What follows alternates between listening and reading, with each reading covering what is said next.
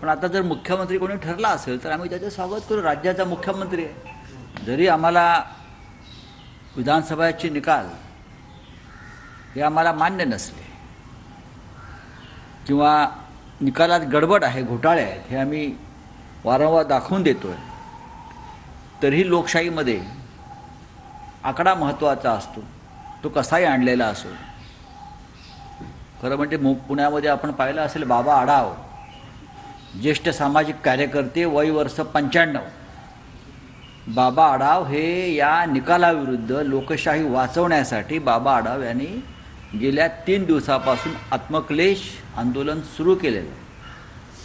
95 वर्षाचे बाबा आढाव जेव्हा रस्त्यावर उतरतात तेव्हा, आणि गांधीवादी नेते, सामाजिक कार्यकर्ते, कष्टकरी, वंचित, शोषित, रिक्षावाले, हमाल यांच्यासाठी ज्याने आपलं अख्खं आयुष्य वेचलं लोकशाही प्रस्थापित होण्यासाठी, त्यांना 95व्या वर्षी देशातल्या लोकशाहीच्या रक्षणासाठी EVMच्या घोटाळ्याविरुद्ध आत्मक्लेश करावा लागतो. याच्यातच या निकालाचं रहस्य दडलेलं आहे. आणि महाराष्ट्रात हळूहळू हा समाज, सगळा समाज हा बाबा आढाव यांच्या मागे उभा राहील असं मला चित्र दिसत आहे. प्रश्न असा आहे की कालच्या बैठकीमध्ये स्पष्ट संकेत येत आहे की महाराष्ट्राच्या मुख्यमंत्रीचा चेहरा मोदी आणि अमित शहा निश्चित करणार. महाराष्ट्र जनतेने काय केलं? नाही, प्रश्न आम्ही वारंवार तोच तर सांगतो आहे की महाराष्ट्रात मुख्यमंत्री कोण असावं, महाराष्ट्रामधलं प्रशासन कसं असावं, महाराष्ट्रामध्ये पोलीस महासंचालक, मुंबईचा पोलीस आयुक्त कोण असावं, महाराष्ट्रातल्या कोणत्या खात्याकडे, नेत्याकडे कोणती खाती असावीत, महाराष्ट्रातला कोणता व्यापार कोणी करावा, हे सगळं दिल्लीतून मोदी शहा ठरवत आहेत. आणि आमच्या महाराष्ट्राचं नेतृत्व हे त्यांच्यापुढे माना झुकवून उभा आहे, जी हुजूर करत आहे. आणि आमची तीच भूमिका आहे की महाराष्ट्राचा मुख्यमंत्री जर महाराष्ट्रात ठरत नसेल, ठरवला जात नसेल, आणि कोणाचे तरी इंटरेस्ट आहेत एखाद्या राज्याचे, म्हणून त्यानुसार राज्याचं मुख्यमंत्रीपद किंवा सरकार ठरवलं जात असेल तर महाराष्ट्राचा स्वाभिमान, अभिमानाच्या गोष्टी या सरकारनं करू नयेत. एकनाथ शिंदे यांनी 12 मंत्रिपदांची मागणी केली, ज्यामध्ये गृहमंत्री पदाचाही समावेश आहे, पण भाजप द्यायला तयार नाही असं समजतं. बघा, असं आहे की ते 3 पक्ष एकत्र आहेत. त्यांच्या पक्षालाही 50पेक्षा जास्त जागा मिळालेल्या आहेत. अजित पवारांना 40पेक्षा जास्त जागा मिळालेल्या आहेत. त्यानंतर देवेंद्र फडणवीस यांच्या पक्षाला 132पेक्षा जास्त जागा आलेल्या आहेत. त्याच्यामुळे पदांचं वाटप कसं करावं हा त्यांचा अंतर्गत प्रश्न आहे. सगळ्यांनाच गृह खातं हवं. आता एकनाथ शिंदे जे आहेत हे संरक्षण मंत्री पण मागू शकतात, काही मागू शकतो. माणसं चर्चेमध्ये काही मागू शकतात ना. राष्ट्रपतीपद मागू शकतात, आम्हाला राष्ट्रपतीपद पाहिजे, आम्हाला उपराष्ट्रपतीपद पाहिजे. यांचं काय तुम्ही फार मनावर घेऊ नका. शेवटी दिल्लीने डोळे वटारले की त्यांना गप्प बसावं लागेल. मग अजितदादा असतील किंवा एकनाथ शिंदे असतील, हे स्वाभिमानी, त्यांचा स्वाभिमान जो आहे, महाराष्ट्राचा अभिमान आहे, तो राहिलेला नाही. हे शरणागत आहेत आणि त्याच्यामुळे त्यांना जे हवं आहे ते मागतील. नाही मिळालं तरी सरकारमध्ये पडून राहतील. त्यांना 2 ऑफर आहेत, केंद्रातलं मंत्रिपद आणि राज्यातलं उपमुख्यमंत्रीपद. त्यांना जे हवं आहे ते त्यांना कधीच मिळणार नाही.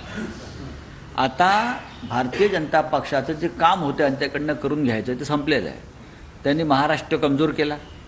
त्यांनी शिवसेना आणि राष्ट्रवादी काँग्रेससारखे पक्ष तोडण्यास यांच्याकडून मदत घेतली, त्यांचा वापर केला. आता त्यांचं कार्य संपलेलं आहे. भविष्यामध्ये ह्या दोघांचे पक्ष फोडले आणि भारतीय जनता पक्षानं आपलं बहुमत स्थापन केलं तरी कोणाला आश्चर्य वाटणार नाही.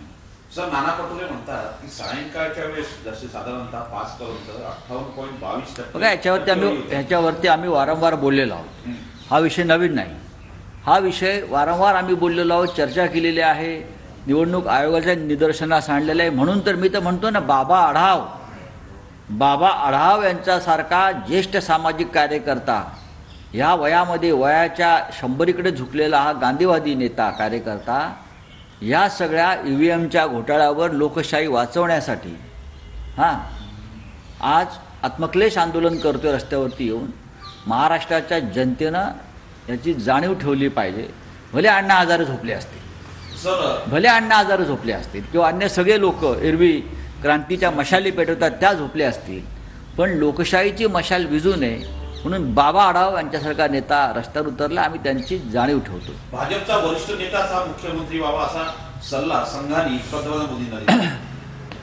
मला त्याच्याविषयी माहीत नाही. ज्या गोष्टी माझ्याकडे माहीत नाही, हे सगळे अंतर्गत सल्ले असतात. आता अंतर्गत सल्ल्यावर तर आपण कसं काय बोलणार? खांदेपालट होते, मुख्यमंत्री हे उपमुख्यमंत्री होणार आहेत आणि उपमुख्यमंत्री हे मुख्यमंत्री होणार आहेत राज्यात. बघा, शेवटी सत्ता आहे, सत्ता कोणी सोडत नाही. आणि मग in the interest of state, महाराष्ट्राच्या हितासाठी आम्ही मुख्यमंत्री पदावरून खाली घसरून उपमुख्यमंत्रीपद स्वीकारलं, जसं देवेंद्रजींनी स्वीकारलं होतं. राजकारणामध्ये सत्तेसाठी कोण कोणत्याही स्तरावरती खाली घसरू शकतो. या सगळ्यामध्ये अजित पवार पुन्हा एकदा उपमुख्यमंत्री होणार आहेत. नाही, अजित पवार हे कायम डेप्युटी CMच आहेत, कायम. ते भावी वगैरे किंवा माजी वगैरे नसतात, ते सदैव उपमुख्यमंत्री. आणि कौतुकास्पद आहे, आज त्यांच्या चेहऱ्यावरती जे हास्य आम्ही पाहतो आहोत गेले काही दिवस, मिश्किल हास्य आहे त्यांच्या चेहऱ्यावर. गॉगल बिगल लावून असे कोटबीट घालून दिल्लीत फिरताना मी पाहिलं. आम्हाला कारण हे हास्य लोक